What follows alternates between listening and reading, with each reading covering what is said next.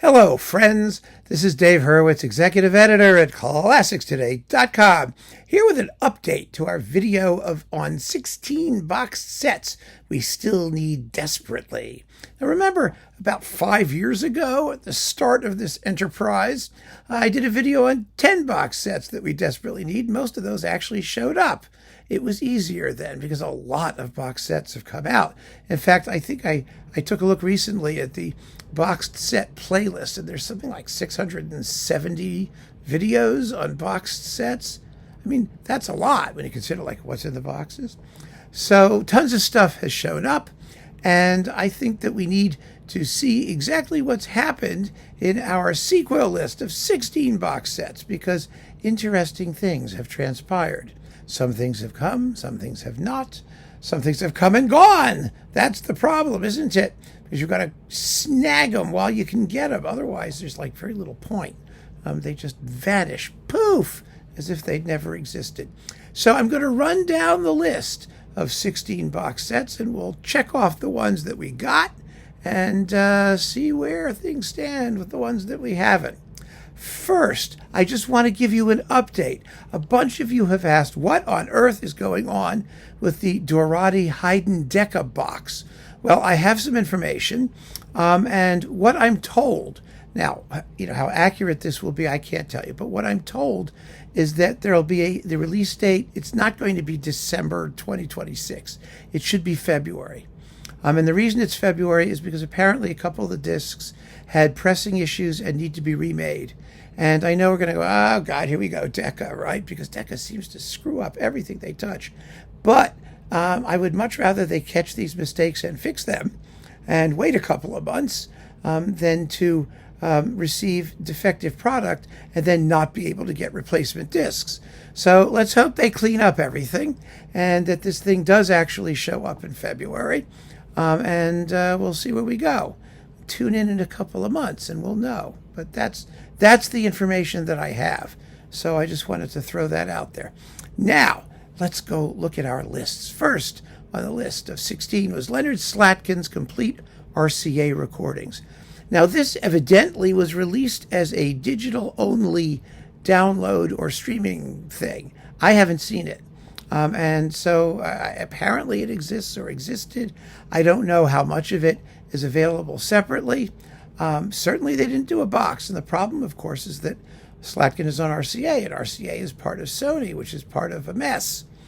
Currently, we have no idea what is going on because all the people who are doing those beautiful box sets that we love so much apparently got the axe, and there are no new releases upcoming that anybody's able to tell us about. So who knows? And we'll see that RCA is going to be a recurring issue in this list, unfortunately. Zubin Mehta, his complete non-Los Angeles recordings on Decca. They have to do the rest of it because the Vienna stuff has some gorgeous recordings, right? The Bruckner 9, the Mahler 2, the Schmidt 4th, there's all kinds of stuff. And the Israel Philharmonic had some wonderful things too, including a fabulous Mahler 2 and other Mahler performances. I just think they need to wrap that up and do a complete thing. And, Decca has been doing that because they did, for example, Dochnani Cleveland, Dochnani Vienna, which we'll get to soon. So they can do it, and we'll see if they do. But that's still outstanding. Leontine Price, the complete operas and recitals. Leontine Price is living in Maryland. She's 98 years old and apparently in pretty good shape for 98 years old. You may have seen her in the documentary, The Opera House, about the opening of the Metropolitan Opera, the building of Lincoln Center. She did that when she was 90, and she looked and sounded fabulous. So what's going on, I don't know. But boy, if anybody deserves a seriously beautiful tribute, she does. I mean, they did a box of the recitals. They've done these things catch as catch can. But she also deserves a big box. The problem is, once again, she's RCA, largely. But she's also on Decca and Warner in some places. I mean, so it all needs to be, put together properly. And I doubt that'll happen, but I wish it would, because she really deserves the tribute. And anyway, I don't think there's any argument about that. Arnold Bach's orchestral works on Chandos. Now, Chandos doesn't do many box sets. They really don't. And when they do, they don't sort of push them very hard. They don't seem to last very long. But this Bax edition was a major, major undertaking over many, many years. And it's the most extensive series of records practically in the entire label. I mean, one of them, along with the Walton edition and some other things like that. I had Percy Grainger. I mean, if they can do it for Grainger and Walton, why can't they do it for Bax? I know all you people on the planet Baxia are desperately waiting for that to happen. I'm desperately waiting for that to happen.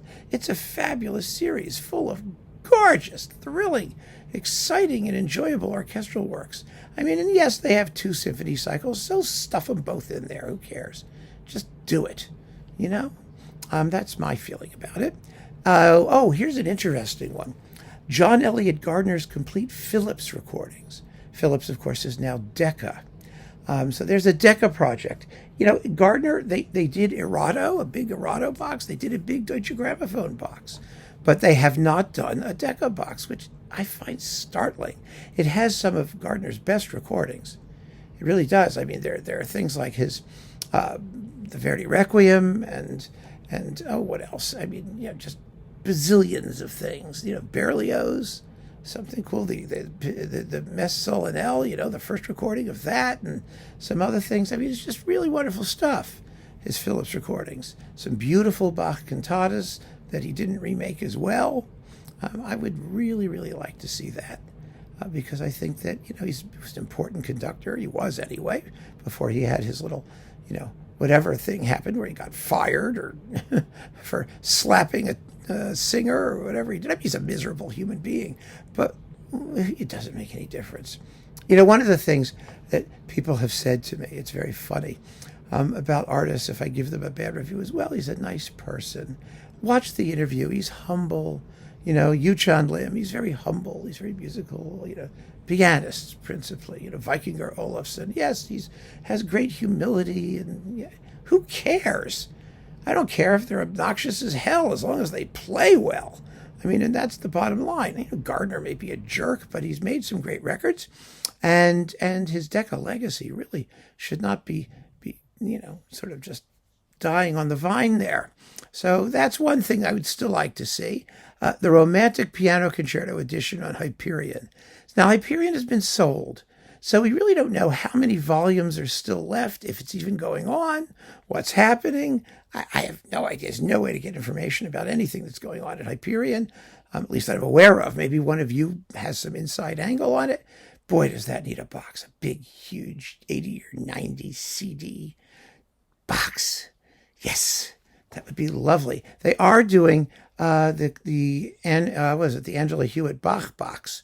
That's coming. So, you know, boxes are possible still from Hyperion, at least temporarily. They also ought to reissue their complete Brahms chamber music box, which lasted about 5 minutes and was marvelous. But anyway, so that's that. Next, well, this is never going to happen, but I just want it. The complete Paris Conservatory Warner recordings. Everything that they did. I mean, there's tons of stuff they did with Cuitins, of course, Charles Munch. I mean, all kinds of people did recordings with them. And most of their stuff was done for French EMI. And they were just such a wonderful and important orchestra. They could be slovenly beyond belief, but at other times they are the idiomatic sound, not just for French music, as I pointed out many times, but also for Beethoven. And those people, because the orchestra was founded by Francois Habeneck, conductor, in about 1827, 28, somewhere in that area, specifically for the purpose of playing the Beethoven symphonies.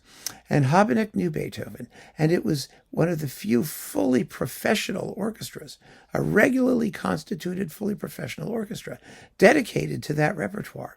And that's what they did. And they had an unbroken tradition over the generations up until they were disbanded in the 1960s.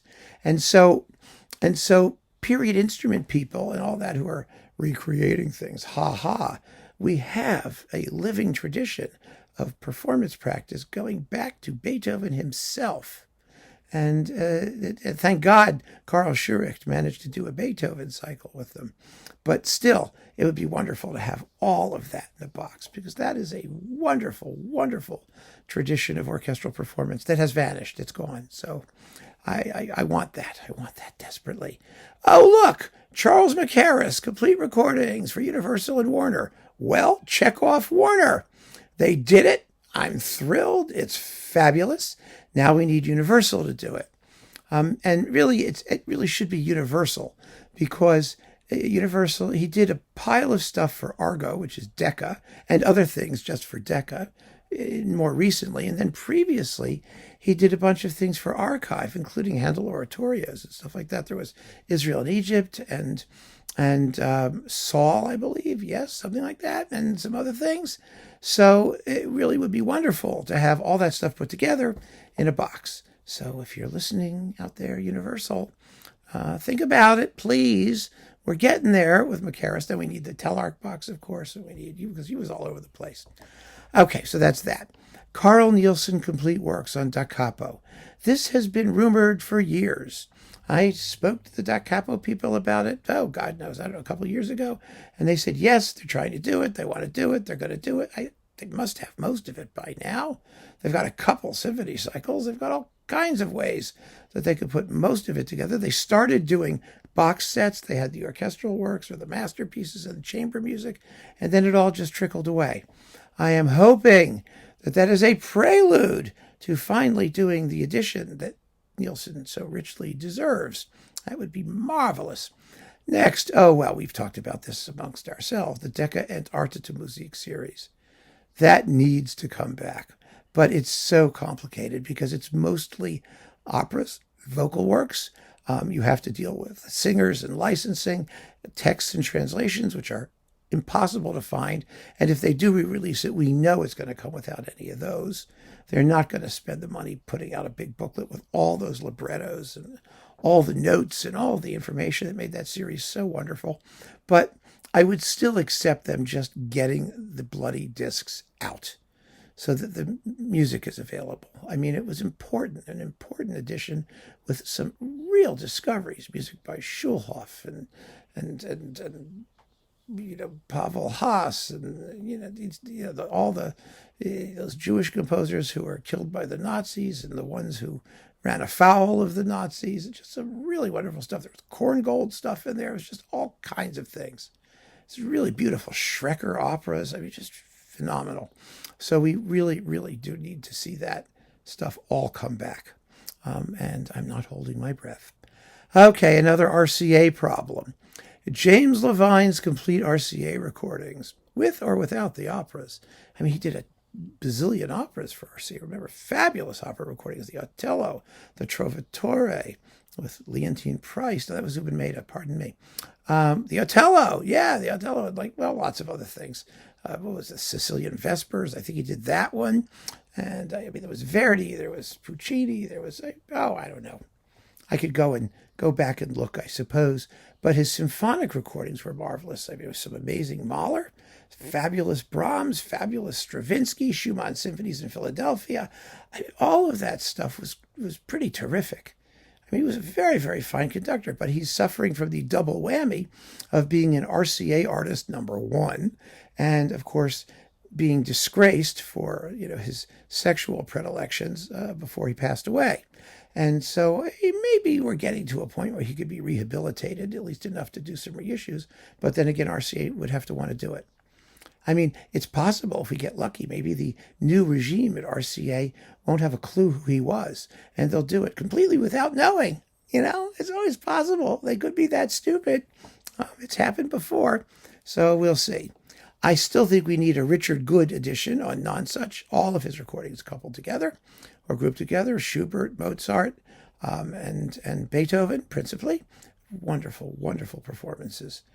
He's just such a fine artist, and he has a beautiful legacy on that label. Warner could very easily stick a box out. I think that would be the right thing to do, the moral thing to do, quite frankly. After Richard Good, we're still waiting for a Nathan Milstein box on Warner. a complete Warner recordings, including the monos, all in one handy box. There have been some, there was like an Icon thing, and there was before that, there was a sort of glumphy box of miscellaneous stuff that they threw together. But he was such a great artist, and he needs some serious remastering and dedicated attention. It would be a fabulous box, and I'll bet it would sell pretty well because people know who he was. He's remembered. He's not somebody who is, I think, sort of fallen off the radar screen. Violinists tend to be tenacious. They don't forget the great violinists. After Milstein, oh yes, here we can check one off. Dochnani, the Vienna Philharmonic recordings on Decca and other things. Well, we just talked about it. It's out. It's here. They did it. And good for them. So, it's not all bleak. Most of these, I'm looking down the list here, have not shown up. So far, the only ones that have really shown up, what have we got? We've got Macaris, and we've got this one, Dochnani. All the others are still on the list. They're still possible. Also, after Dochnani, Vladimir Ashkenazy. Decca was doing these big Ashkenazy boxes. They did his chamber music recordings, his solo piano recordings, his concerto recordings, his own choice of his favorite recordings. Vocal songs and things recorded, all kinds. There's like 4 or 5 big boxes, but they haven't done Ashkenazy as a conductor. They haven't put out his orchestral recordings, and there's some really fine recordings. Some of the ones he made in Cleveland are marvelous. Prokofiev and Richard Strauss. His Sibelius cycle, which I don't particularly care for, but it had some, people liked it. It was with the Philharmonia. Some of it was really good. Some beautiful Tchaikovsky. So there were some very, very fine recordings, really fine recordings that deserve to be released and boxed up. So we'll see. Maybe that will happen at some point. Given the amount of attention they've paid to him, I don't see what they're waiting for. But you never know. And last but not least, pardon me. Sometimes I bore myself. No, I'm just a little tired. Anyway, it was Thanksgiving this weekend. We had family. Let's see. Arthur Fiedler and the Boston Pops. Yes, the Holy Grail. Complete RCA and or DG recordings. Oh, does that need to come out? It looks maybe DG will get to it before RCA because it's RCA. I don't know. No one's saying a word about it. The greatest collections of light music, crossover music, Broadway show tunes, pop things, rock, who knows, all these things. Gosh, those were fabulous. And there are billions of them, tons of them. Oh, they deserve they deserve a testimonial library, beautifully produced and packaged edition. And we'll probably grow old and die before it happens. So, well, there you go, friends. The 16 box sets we still need desperately. Most of them, we still need them desperately. I'm going to put a link to the original 16 box sets video. So if you want to go take a look at that, it's got the list of all of these things. So if you want to see what they were in print, because my English is too garbled to make sense of. Some people say that. I understand if English isn't your first language. The pure English in an absolutely ideal and impeccable American accent can be a little hard. I get it. It's okay. So the list is there. I'm just telling you. It's a frustrating list, but we've had a couple. And hopefully our average will improve in the coming years, assuming CD still exists in the coming years. Who knows? So keep on listening, friends. Thanks so much for joining me. Take care.